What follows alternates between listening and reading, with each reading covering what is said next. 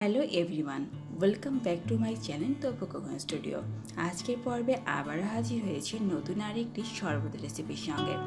আমার আজকের শরবতের নাম হচ্ছে চিরার শরবত। কিভাবে চিরা দিয়ে শরবত তৈরি করতে হয় তা আপনাদের সঙ্গে শেয়ার করছি। চলুন তাহলে দেখে নেওয়া যাক আমার আজকের এই শরবতের রেসিপিটা। আজকের রেসিপির জন্য আমি এখানে 1/4 কাপ চিরাকে আগে থেকে পানি দিয়ে ধুয়ে কিছুক্ষণ ভিজিয়ে রেখেছিলাম। এখন আমি স্বাদ মতো চিনি দিয়ে দিচ্ছি। আমি এখানে দিয়ে দিলাম 1 টেবিল চামচের মতো চিনি।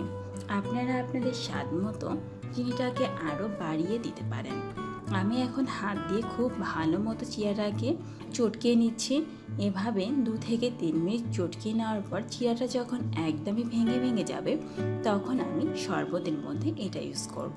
দেখুন আমি 2 থেকে 3 মিনিট এভাবে চিরাটাকে চটকিয়ে নেওয়ার ফলে আমার চিরাটা কিন্তু একদমই ভেঙে গেছে। এখন আমি এটা জুসের মধ্যে দিয়ে দিচ্ছি। আমি এখানে নিয়েছি 1/2 কাপের মতো ঠান্ডা দুধ।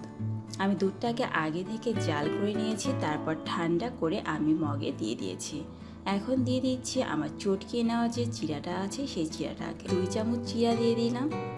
এখন এই চিরাটাকে খুব ভালো মতো আমি দুধের সঙ্গে মিক্সড করে নিচ্ছি। এভাবে ভালো মতো চিরাটাকে দুধের সঙ্গে মিক্সড করতে হবে।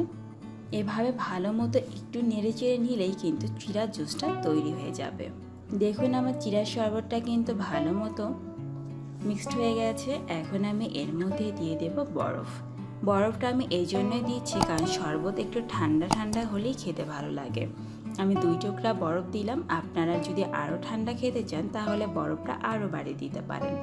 এখন এভাবে বরফ দিয়ে আমি পরিবেশন করব। আমার রেসিপিটা কিন্তু তৈরি হয়ে গেছে।